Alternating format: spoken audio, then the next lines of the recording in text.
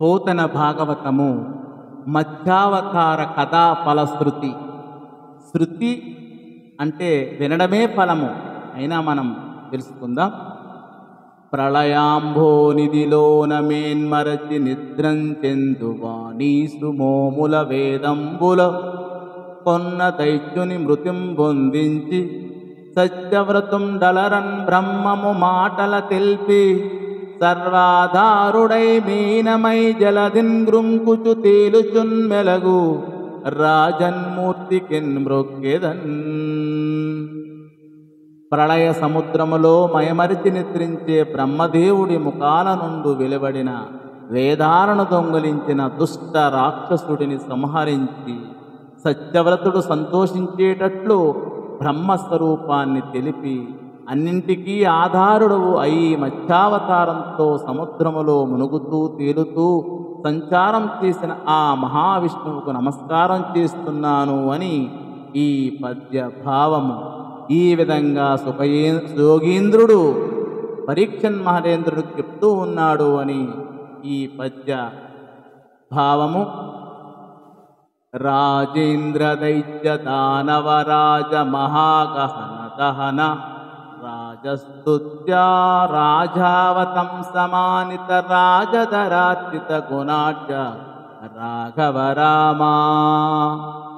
రాజేంద్ర దైత్య దానవ రాజ మహాగహన దహన రాజస్తుత్యా రాజావతం సమానిత రాజధరార్చిత గుణాఢ్య రాఘవ రామా. రాజులలో ఇంద్రుని వంటి వాడా, రాక్షస రాజులనే గొప్ప అడవిని కాల్చినవాడా, రాజుల చేత స్తుతింపబడినవాడా, రాజులలో తలమానికమైనవాడా, మహానుభావుడైన శివుని చేత పూజింపబడినవాడా, గుణ సంపన్నుడా, రఘువంశ తిలక అని ఈ పద్య భావము. దివిజరిపు విధారీ దేవలోకోపకారీ భువన భరణి వారి పుణ్యరక్షానుసారీ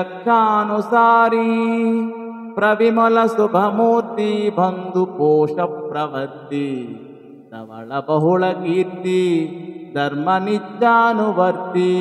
పూర్ణి అనగా చివరి శుభంకరమైనటువంటి చివరి దశ ఈ యొక్క కథలోని దేవతలు శత్రువులు అయిన రాక్షసులను తెగతార్చినవాడా, దేవతలకు మేలు చేసినవాడా, భూభారమును నివారించినవాడా, పుణ్యాత్ములను రక్షించేవాడా, నిర్మలమైన శుభకరమైన రూపం కలవాడా, ఆత్మీయులను పోషించేవాడా, స్వచ్ఛమైన గొప్ప కీర్తి కలవాడా, ఎల్లప్పుడూ ధర్మాన్ని ఆచరించేవాడా శ్రీరామ అని ఈ పద్య భావము.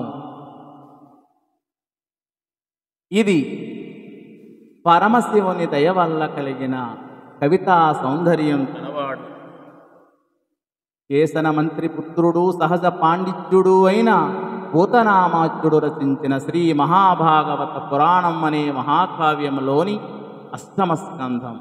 దీనిలో స్వయంభవుడు, స్వారోచిషుడు, ఉత్తముడు, తామసుడు అనే మనువుల చరితమును, ఏనుగుకు మొసటికి జరిగిన పోరాటము, శ్రీహరి గజేంద్రుణ్ణి కాపాడటం, రైవతుడు సాక్షుడు అనే మనువుల చరితము, దేవదానవులు సముద్రాన్ని మదించడము, పరమేశ్వరుడు విషాన్ని మృంగడం, పాలసాగరములో అమృతం మొదలైనవి పుట్టడం, దేవతలకు రాక్షసులకు పోరాటం జరగడం, విష్ణువు మోహిని రూపంతో రాక్షసులను మోసగించి దేవతలకు అమృతాన్ని పోయడము, రాక్షస సంహారము, శివకేశవుల సరస సంభాషణము, విష్ణువు మోహిని రూపంతో శివుణ్ణి భ్రమింపచేయడము, వైవస్వతుడు సూర్య సావర్ణి, దక్ష సావర్ణి, బ్రహ్మ సావర్ణి, ధర్మ సావర్ణి, భద్ర సావర్ణి, దేవ సావర్ణి, ఇంద్ర సావర్ణి అనే మనువుల వృత్తాంతము, బలిచక్రవర్తి యుద్ధానికి వెళ్ళడము, స్వర్గలోక వర్ణనము,